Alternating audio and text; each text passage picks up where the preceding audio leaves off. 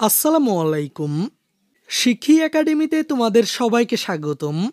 এই ভিডিওতে এখন আমরা অষ্টম শ্রেণীর গণিত বইয়ের মুনাফা অধ্যায়টি থেকে ১৯ পৃষ্ঠার ১১ নং সমস্যাটির সমাধান দেখব। শিক্ষার্থীরা, আগের ক্লাসটিতে আমরা ৯ এবং ১০ নং সমস্যা দুটির সমাধান দেখেছিলাম। তোমরা যদি আগের ক্লাসটি না দেখে থাকো তাহলে আমাদের চ্যানেলের প্লেলিস্টে গিয়ে ক্লাসটি দেখে নিবে।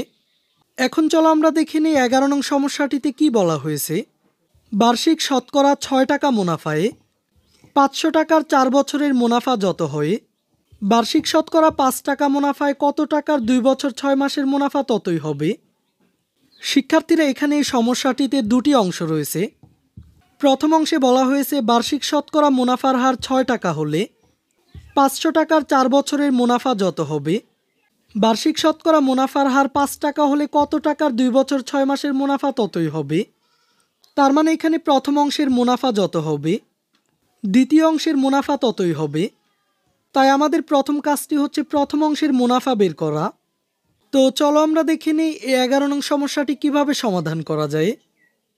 আমরা যেহেতু প্রথমেই প্রথম অংশের মুনাফা বের করব, তাই প্রথম ক্ষেত্রে যা যা দেওয়া আছে তা লিখে নিব। এখানে প্রথম ক্ষেত্রে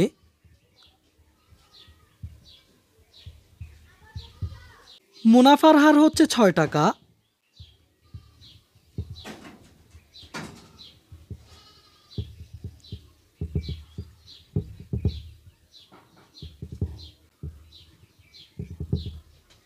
যেহেতু মুনাফার হার বার্ষিক শতকরা ৬ টাকা, তাই মুনাফার হার আর সমান ৬%।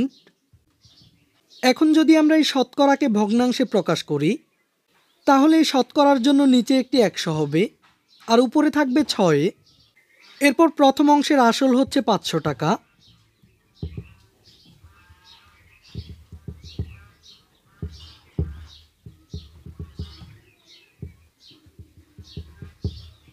সময় ৪ বছর।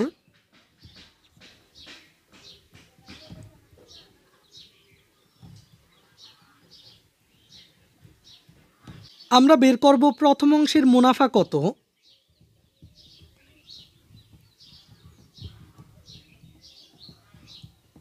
তার মানে মুনাফা আই সমান হোয়াট। এখন আমরা জানি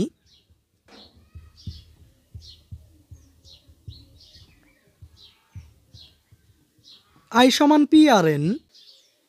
এখন আমরা এখানে মানগুলো বসিয়ে দিব। এখানে পি মানে হচ্ছে আসল, আসল হচ্ছে ৫০০ টাকা। আর হচ্ছে মুনাফার হার, মুনাফার হার হচ্ছে ১০০/৬। আর এন মানে হচ্ছে সময়, সময় হচ্ছে ৪ বছর।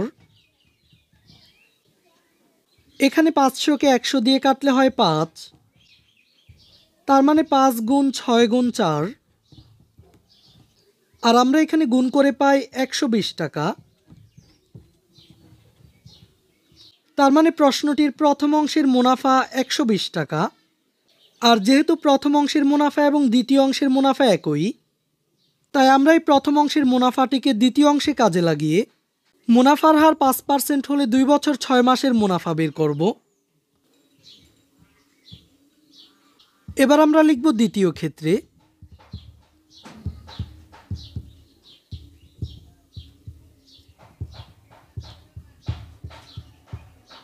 দ্বিতীয় ক্ষেত্রে মুনাফা হচ্ছে আই সমান ১২০ টাকা। আর দ্বিতীয় ক্ষেত্রে মুনাফার হার হচ্ছে ৫%।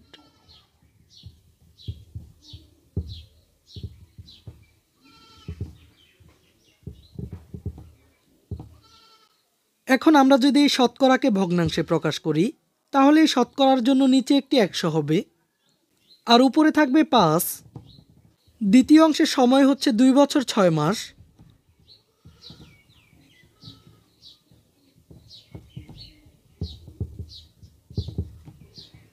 এখানে ২ বছর ৬ মাস মানে হচ্ছে আড়াই বছর। তাই আমরা লিখতে পারি ২.৫ বছর, অর্থাৎ আড়াই বছর। আমরা বের করব দ্বিতীয় ক্ষেত্রে আসল কত।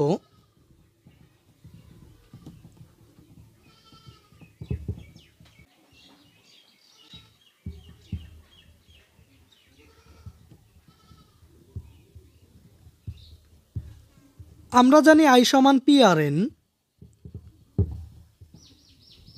এখন আমরা যেহেতু আসল বের করব, তাই প্রথমেই আমরা এটিকে পক্ষান্তর করে নিই।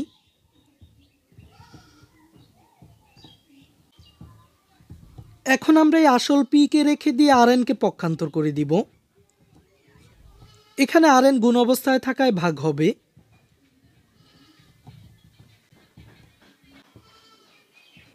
এখন আমরা যদি মান বসাই, তাহলে মুনাফা হচ্ছে 120, আর হচ্ছে 100/5, আর এখানে এন হচ্ছে 2.5। এখন আমরা যদি 100কে 5 দিয়ে কাটি, তাহলে হয় 20। তার মানে এখানে নিচে থাকছে 2.5/20।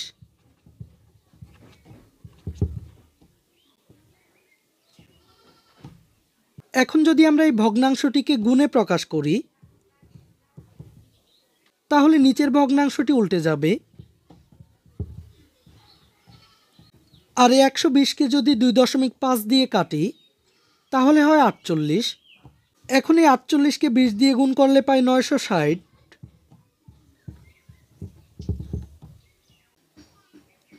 সুতরাং প্রশ্নটির দ্বিতীয় অংশে আসল হচ্ছে 960 টাকা।